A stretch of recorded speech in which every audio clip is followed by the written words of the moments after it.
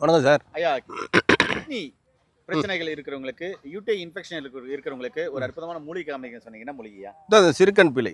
சிறுக்கன் பிழை சொல்லுங்க ஐயா, இதை பத்தி. சிறுக்கன் பிழை வந்து பார்த்தீங்கன்னா, உடலில் ஏற்படுகின்ற அதிகப்படியான உப்பு சத்தை குறைக்கக்கூடியது.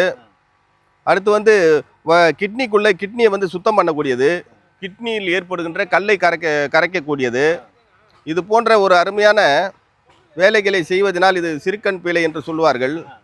இதை பொங்கல் பூ என்று சொல்லுவாங்க. பொங்கலில் வந்து போகி பண்டிகை அன்னைக்கு முன்னால் வந்து வீட்டுக்கு முன்னாடி கட்டி வைப்பாங்க. அதுக்கு காரணம்னா இந்த மாதிரி மூலிகைலாம் எங்களுக்கு இருக்குது, அதெல்லாம் நாங்கள் சாப்பிட்டுக்கிட்டு வரோம், அதனால தான் நாங்கள் இவ்வளோ நாள் ஆரோக்கியமாக இருக்கிறோம் அப்படின்னு மக்களுக்கு எடுத்து காட்டுறதுனால நம்ம தமிழர் பண்பாட்டில் இந்த பிரண்டை, இந்த மூலிகை, வேப்பிலை, இன்னும் சில மூலிகைலாம் சேர்த்து வாசற்படியில் கட்டி வைப்பாங்க. அது ஒரு ஐதீகமாக செஞ்சுட்டு வராங்க. அப்பேற்பட்ட இந்த மூலிகை வந்து சிறுக்கன் பிழை என்று அழைக்கக்கூடிய மூலிகை. கிட்னியில் ஏற்படுகின்ற கல்லை கரைக்கக்கூடியது.